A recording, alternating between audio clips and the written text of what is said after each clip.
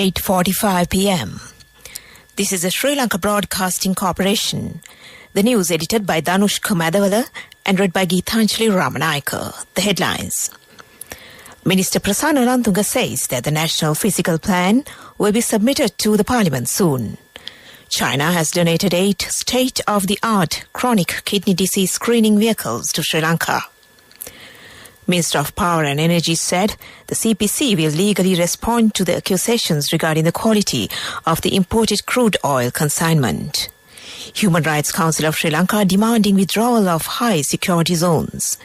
An island-wide survey will be conducted to identify problems related to nutrition of the people. And in foreign news, deadly gun attack at Russian school. News in detail. Minister Prasanna Rantunga says that the National Physical Plan will be submitted to the Parliament soon. This will be set up merging all government institutions which contribute for the development of the country. This will be developed to fulfill the needs of the general public. Ideas and suggestions will be obtained from the intellectuals from various fields in this regard. The minister said that many development activities get unnecessarily delayed due to difficulties when connecting relevant state institutes in the particular project. China has donated 8 state-of-the-art chronic kidney disease screening vehicles or mobile laboratories worth 660 million rupees to Sri Lanka. The commissioning took place at 8 chronic kidney disease affected areas. The areas include Anuradhapura, Polonnaruwa, Vavuniya, Trincomalee, Ampara, Kurunegala, Mathale and Badulla. The Chinese embassy in Sri Lanka said Sri Lankans, especially those in rural areas, are suffering from kidney-related illnesses known as the silent killer, as patients live with the disease for years before showing symptoms. The embassy noted that early screening and detection will spare patients with limited healthcare access. The embassy said 8 screening vehicles are part of joint efforts to change the CKD status quo in Sri Lanka following the Friendship and National Nephrology Hospital in Polonnaruwa for treatment and Joint Research and Demonstration Centre for Water Technology in Kandy to find the cause. Minister of Power and Energy Kanchana Wijesekara today said the Ceylon Petroleum Corporation will legally respond to the accusations regarding the quality of the imported crude oil consignment. The accusations had been levelled by the chairman of the Public Utilities Commission of Sri Lanka, Janaka Ratnayaka. In a tweet, Minister Wijesekara also noted that the CPC is in possession of adequate stocks of diesel and fuel oil at the moment. The minister also said that extended power cuts were requested by the Ceylon Electricity Board due to the breakdown at Lakshapana hydropower plant, insufficient funds at the CEB for diesel and fuel oil and hydro management. Earlier, the PUCSL chairman had made accusations regarding the naphtha liquid contained in the recently imported stock of crude. This news broadcast comes to you from the Sri Lanka Broadcasting Corporation. The Human Rights Commission of Sri Lanka has raised concerns about the government's approach to adopting the Official Secret Act to declare high security zones in the country. Issuing a statement, the Human Rights Commission of Sri Lanka said that the government's use of Official Secret Act grossly violates the fundamental rights of people of this country. The Commission further said the notion that the high security zones be declared under the Official Secret Act is a fallacy without any justification or basis, and it cannot be adopted to make such a declaration. It also calls on the government to take measures to ensure that national laws are following the accepted international and national human rights norms and standards, and to preclude declarations that violate those norms and standards. Minister Kehli Rambukwala has instructed officials to conduct an island-wide survey to identify problems related to nutrition of the people. The aim is to find out whether the reports published recently about children's nutritional deficiencies are true. He said necessary measures will be taken based on the data obtained from the survey. Meanwhile, Dr. Rukshan Vellana says there is no acute level of malnutrition in the country. He pointed out that the crisis has occurred due to details presented by the UNICEF officials with political aims. Taking part in Thus This in program of the SLBC this morning, he said legal action should be taken against those who spread false rumours. And that ends local news for now. The main news story is brought to you by Siddhalepa Veda Mahatmya. The Parliament of Sri Lanka and the University of Colombo jointly initiated a short course on parliamentary affairs and procedures for the first time in history. The inaugural event of the course was held at the University of Colombo. The opening keynote speech was delivered by the Secretary-General of the Parliament, Dhammika Dasnayaka. This course aims in providing scholars with an understanding with regard to democracy and the parliamentary system, legislative process of Parliament, evolution of the parliamentary system, parliamentary committee system, Parliament and public, code of conduct for members, standing orders, correlation for public service processors, women's representation, and other topics. And that was the main news story. The main news story was brought to you by Siddhalepa Vedamahatmya. Moving on to Watchlight, the Public Utilities Commission of Sri Lanka has approved power cuts of 2 hours and 20 minutes for 27th and 28th of September. Accordingly, the power cuts for the next 2 days to be imposed will be 1 hour during daytime and 1 hour and 20 minutes at night. And that was Watchlight. Moving on to world news, in the headlines, deadly gun attack at Russian school. Italy's far-right Giorgia Meloni on course to win election. And 5 rescuers dead as Typhoon Noru hits Philippines.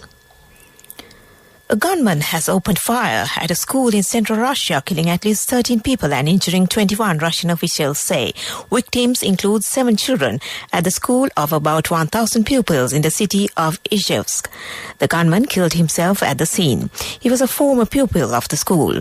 Russian media have posted videos which appear to show panic inside the building where the shooting took place. Some footage shows blood on a classroom floor and a bullet hole in a window with 2 children crouching down underneath desks. 7 children and 6 adults were killed, including 2 security guards and 2 teachers, according to Russian officials. Staff and pupils have been evacuated from the school buildings. Far-right leader Giorgia Meloni has claimed victory in Italy's election and is on course to become the country's first female prime minister. Ms. Meloni is widely expected to form Italy's most right-wing government since World War II. This will alarm much of Europe as Italy is the EU's 3rd biggest economy. However, speaking after the vote, Ms. Meloni said her Brothers of Italy party would govern for everyone and would not betray people's trust. Italians have sent a clear message in favor of the right-wing government led by Brothers of Italy, she told reporters in Rome, holding up a sign saying, "Thank you, Italy." She is set to win 26% of the vote based on provincial results, ahead of her closest rival, Enrico Letta from the centre-left. Mr. Letta told reporters on Monday that the far-right victory was a sad day for Italy and Europe, but his party would provide a strong and stringent opposition.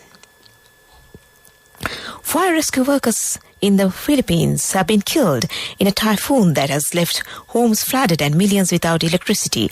They were washed away in flash floods while carrying out operations in the district of San Miguel, north of the capital Manila. The district was among those hit hard by Typhoon Noru, with some residents seen stranded on the roofs while others waded through chest-high garbage-strewn waters attempting to pass on supplies. The typhoon caused gusts of up to 240 kilometers per hour on Luzon, where more than half of the country's 110 million population live. Back to the headlines of the world news. Deadly gun attack at Russian school. Italy's far-right Giorgia Meloni on course to win election. And 5 rescuers dead as Typhoon Noru hits Philippines. And that ends world news. Now on to development news. The Ministry of Labour and Foreign Employment has introduced a new pension scheme for Sri Lankan migrant workers. Manusavi has been introduced as a social security contributory pension scheme for Sri Lankan migrant employed overseas. The scheme was launched by Labour and Foreign Employment Minister Manusha Nanayakkara at the Sri Lanka Bureau of Foreign Employment today. Minister Nanayakkara said that it was possible to start the Manusavi pension scheme to fulfill the long-standing aspiration of migrant workers. The Manusavi Social Security Contributory Pension Scheme has been introduced to strengthen the retirement life of those engaged in foreign employment. The minister vowed he will soon initiate a social security network that will secure the lives of every worker in this country in the future. And that was development news. Sports News is brought to you by... With many values that bind us beyond the transaction, we are Sampath Bank. We present your future. Sports, women's cricket. England captain Heather Knight has denied India's claim that Charlie Dean was warned before her man-cut run-out in their one-day game on Saturday. India bowler Deepti Sharma today said Dean was repeatedly warned during her innings about leaving her crease early prior to the run-out. Knight said that while the incident, which sealed a tense victory for India, was legitimate, they shouldn't feel the need to justify it by lying. She added, no warnings were given. Knight missed the game with injury, but was at Lord's for the match, which India won by 16 runs to clinch a 3-0 series victory. The game is over. Charlie was dismissed legitimately. India were deserved winners of the match and the series, but no warnings were given, she said. And that was Sports News. The fastest way to earn the highest interest from NSB, now extended till the 30th of September just for you. Your short-term deposits receive an attractive interest rate of 20% in 3 months and 22% in 7 months. Visit a bank branch or a main postal office today. NSB, the only bank with a 100% government guarantee. Business News, sponsored by National Savings Bank, the safest place for your money. The Minister of Agriculture, Wildlife and Forest Resource Conservation, Mahida Amaravira, today discussed with the business community the problems related to the Pinnavala Animal Park and the Elephant Sanctuary. During the meeting, the business community presented a proposal about the activities to be implemented in the region. The first item of the proposal is to maintain Pinnavala Animal Park and the Elephant Shelter as a night safari park. The business community also pointed out that the government is losing a lot of money daily due to the interruption of business activities as the facilities close at around 5 p.m.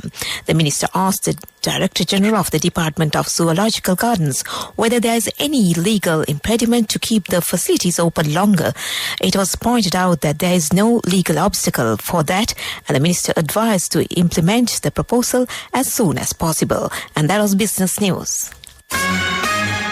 Business News, sponsored by... The fastest way to earn the highest interest from NSB, now extended till the 30th of September just for you. Your short-term deposits receive an attractive interest rate of 20% in 3 months and 22% in 7 months. Visit a bank branch or a main postal office today. NSB, the only bank with a 100% government guarantee.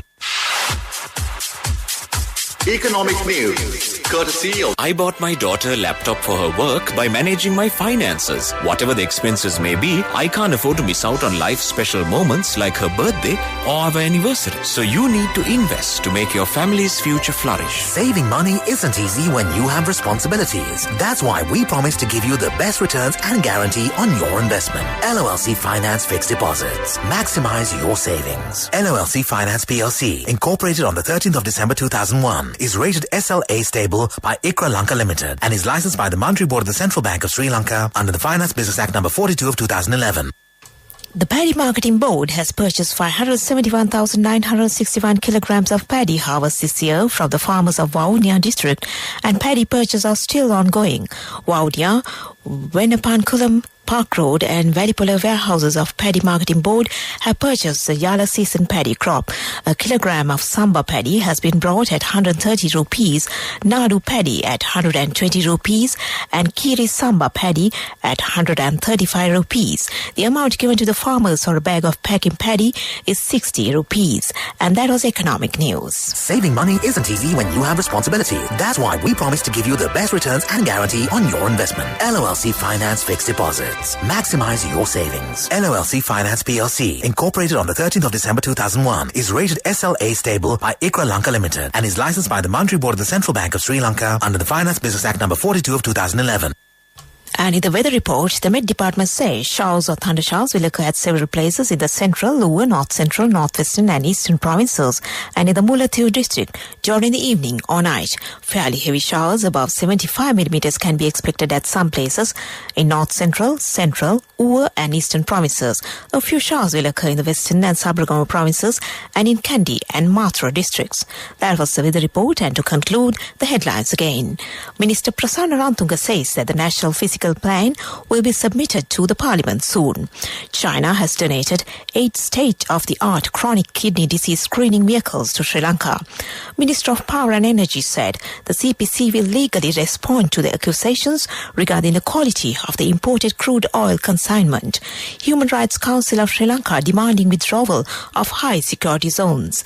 An island-wide survey will be conducted to identify problems related to nutrition of the people. And in foreign news, deadly gun attack at Russian school. And with that, we end this news broadcast from the Sri Lanka Broadcasting Corporation.